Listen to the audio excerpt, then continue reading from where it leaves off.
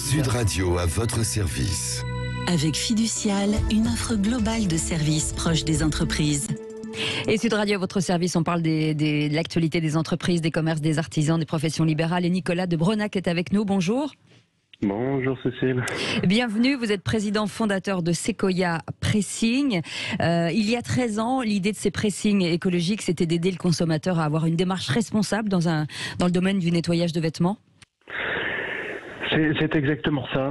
Il y a 13 ans, partout dans le monde et surtout en France, il y avait une seule technologie qui était utilisée, qui était le perchloréthylène, qui était déjà pointé du doigt par les domaines publics, par les pouvoirs publics. Et ce fameux perchloréthylène, la France a été assez courageuse, c'est l'un des premiers pays au monde à l'avoir interdit. Il est interdit maintenant de façon définitive depuis le 1er janvier de cette année. Et les pressings ont eu 12 ans quand même depuis 2008 pour avoir un calendrier pour pouvoir remplacer cette technologie qui était... Ce qui était votre cas, justement, ce calendrier. Oui, alors nous on s'est lancé avant sans ça, on n'a jamais utilisé ce produit-là. Mais tous nos chers confrères ont eu 12 ans pour pouvoir changer de machine et changer de technologie pour s'adapter à un monde un peu plus responsable. Oui, c'est ça. En parlant de cette technologie, parce que c'est très, très important, une technologie brevetée dont vous avez l'exclusivité en France aujourd'hui. Voilà, nous on avait mis la main sur une technologie brevetée, on avait acheté l'exclusivité du brevet qui tombera dans le domaine public en 2025, donc encore quelques années, et ce qui nous a permis dès le début de notre aventure de s'abstenir d'utiliser ce produit-là, qui était déjà pointé du doigt à l'époque. Donc on a eu un petit peu de chance par rapport aux autres, c'est qu'on n'a pas eu à s'adapter, on avait un petit peu anticipé l'adaptation.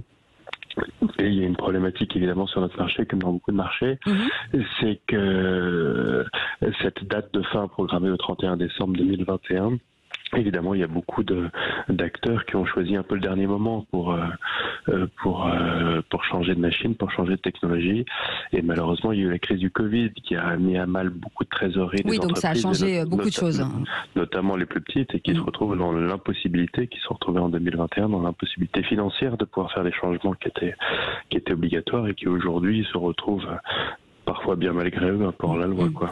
Est-ce que les clients avaient une mauvaise image du pressing en général ? Malheureusement, plutôt, plutôt les clients avaient une mauvaise image du pressing, pas forcément pour cette technologie polluante dont on a beaucoup parlé au début, en 2008-2012.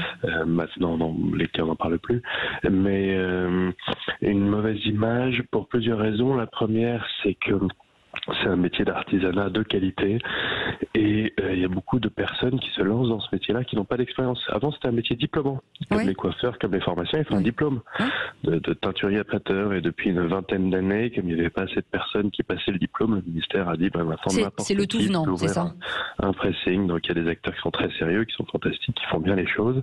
Et il y en a, vous, Cécile, vous pouvez acheter un pressing demain matin et vous mettre derrière le comptoir. D'accord, ok.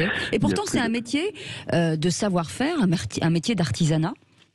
Mais oui, c'est un métier qui est passionnant parce qu'il y a un gros savoir-faire pour pouvoir enlever des tâches techniques et repasser des vêtements parfois très fragiles.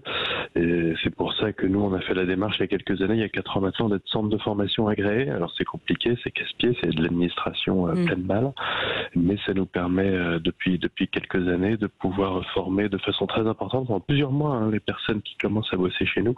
Ils ont 3 mois entiers de formation, donc c'est assez long quand même, 450 heures avant de, techniquement parlant, recevoir un client et avoir la responsabilité de nettoyer un vêtement.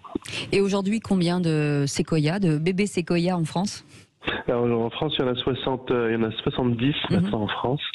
On a une quinzaine d'ouvertures prévues pour cette année. On est présent au Maroc, on est présent en Russie et sur l'île de la Réunion, dans lequel on en ouvre un deuxième d'ailleurs dans le mois prochain. Et est-ce que la crise a ralenti l'activité ? La crise a ralenti l'activité, pas le développement de l'entreprise, parce qu'on a ouvert une dizaine de pressings encore en 2021 et une dizaine en 2020 et on va faire une quinzaine cette année. Donc ça n'a pas ralenti le développement. On a toujours beaucoup de partenaires franchisés qui s'intéressent à ce qu'on fait et nous on ouvre d'autres boutiques. Par contre, ça ralentit énormément l'activité, parce qu'évidemment, le télétravail, l'absence de festivité, les gens sont moins habillés, donc sont moins allés au pressing. Forcément. Donc, l'activité était ralentie, mais était très bien repartie depuis le mois de septembre. En tout cas, on vous souhaite une très belle année et beaucoup de succès pour l'année 2022. Merci beaucoup, Nicolas de Bronac, d'avoir été avec nous. Président fondateur de Sequoia Pressing. Restez avec nous, c'est le Grand Matin Sud Radio. On reste ensemble jusqu'à 10h. Bienvenue. Sud Radio à votre service. Avec Fiducial, une offre globale de services proche des entreprises.